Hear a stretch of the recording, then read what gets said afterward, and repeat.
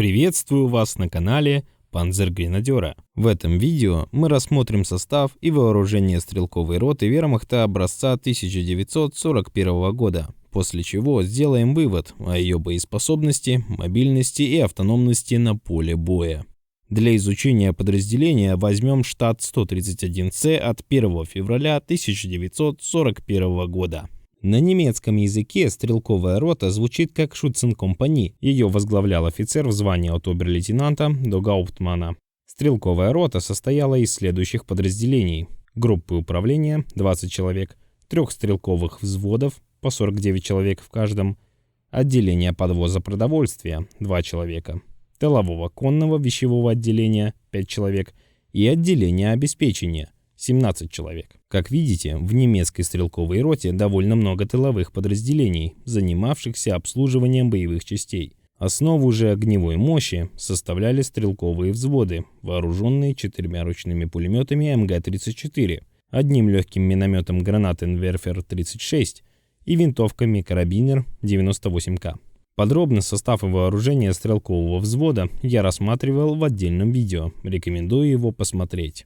А сейчас давайте детальнее рассмотрим другие подразделения стрелковой роты. Начнем с группы управления.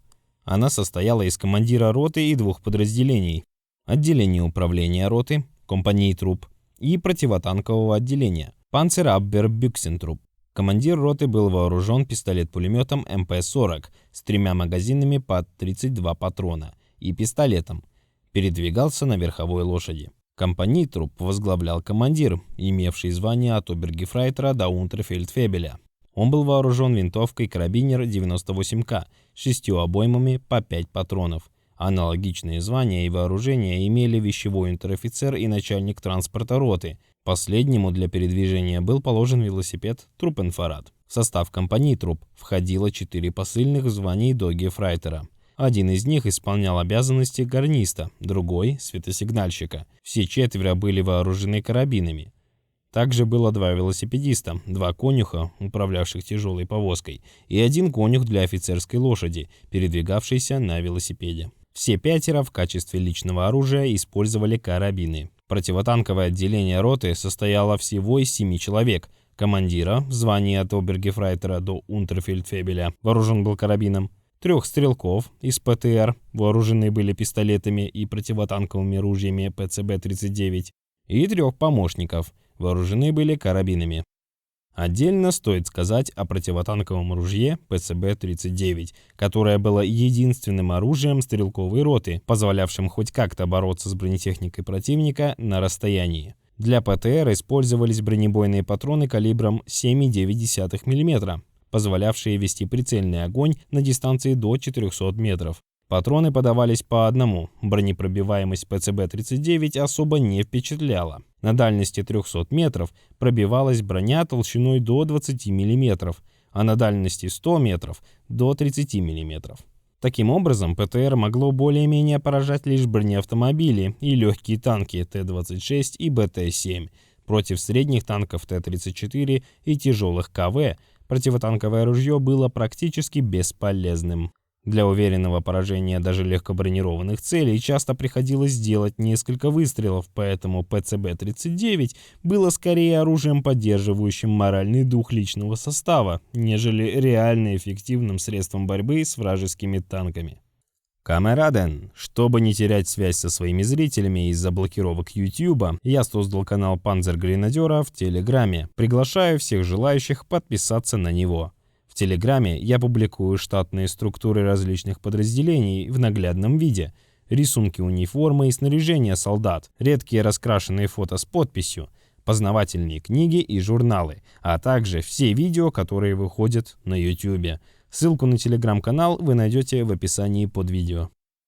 Теперь давайте рассмотрим состав и вооружение тыловых подразделений.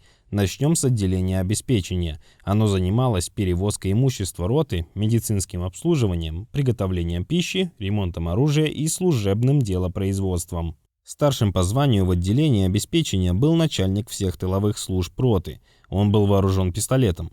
Однако и командовал отделением обеспечения другой унтер-офицер в звании от обергефрейтера до унтерфельдфебеля. В качестве личного оружия он использовал винтовку карабинер 98К. Служебным делопроизводством роты занимался писарь, вооруженный все тем же карабином. Все трое для передвижения обеспечивались велосипедами.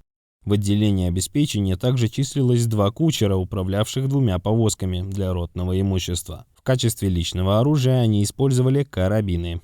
Медицинская служба была представлена 1 унтер-офицером, обеспеченным велосипедом, и 4 носильщиками раненых в звании доггифрайтера. Все 5 были вооружены пистолетами П-08 или П-38. В немецкой стрелковой роте по штату числилась собственная полевая кухня, состоявшая из 2 поваров в звании доггифрайтера. Им помогало 4 ездовых, 2 из которых управляли повозкой с полевой кухней, а 2 других доставляли приготовленную пищу в стрелковые взводы верхом на лошадях. Все 4 в качестве личного оружия использовали карабины.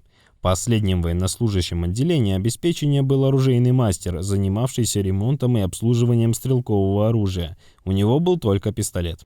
Вторым тыловым подразделением стрелковой роты было отделение подвоза продовольствия. Оно состояло всего из 2 человек – командира и кучера, управлявшего двуконной повозкой. Оба были вооружены карабинами. Странно, что немцы не включили это подразделение в состав отделения обеспечения, а вынесли его отдельно. Последним подразделением стрелковой роты было тыловое конное вещевое отделение. На него возлагалась задача ремонта обмундирования и обуви и обеспечения этими вещами боевых частей. Командир отделения имел звание до унтер-офицера включительно и исполнял обязанности счетовода. Вооружен был карабином, передвигался на велосипеде. В тыловом конном вещевом отделении также числились сапожник, портной и 2 кучера, управлявших 2 конными повозками с имуществом. Все 4 имели звание доггифрайтера и вооружались карабинами. Итак, мы рассмотрели полный состав стрелковой роты. Теперь подведем итоги. Общее вооружение стрелковой роты состояло из 16 пистолет-пулеметов, 47 пистолетов, 132 карабинов, 3 противотанковых ружей, 12 ручных пулеметов и 3 легких минометов. Из транспортных средств подразделению полагалось иметь 3 верховых лошади, 10 конных повозок, включая полевую кухню, и 9 велосипедов. Никаких грузовиков и мотоциклов не было. Личный состав Schützenkомпании состоял из 4 офицеров, 26 унтер-офицеров и 161 солдата. Какие выводы можно сделать из всего ранее сказанного? Стрелковая рота вермахта по огневой мощи немного превосходила советскую, хотя последняя на бумаге была сильнее за счет 2 станковых пулеметов и самозарядных винтовок. Но бумага и реальность совершенно разные вещи. Немецкая стрелковая рота способна была самостоятельно решать некоторые тактические задачи, хотя и не отличалась хорошей мобильностью. За счет большого количества тыловых подразделений и собственной полевой кухни Schützenkомпании обладала высоким уровнем автономности, чего нельзя сказать о советской стрелковой роте, в которой отсутствовали полевая кухня, оружейный мастер, сапожник и портной. Красноармейцам приходилось обслуживать себя самостоятельно.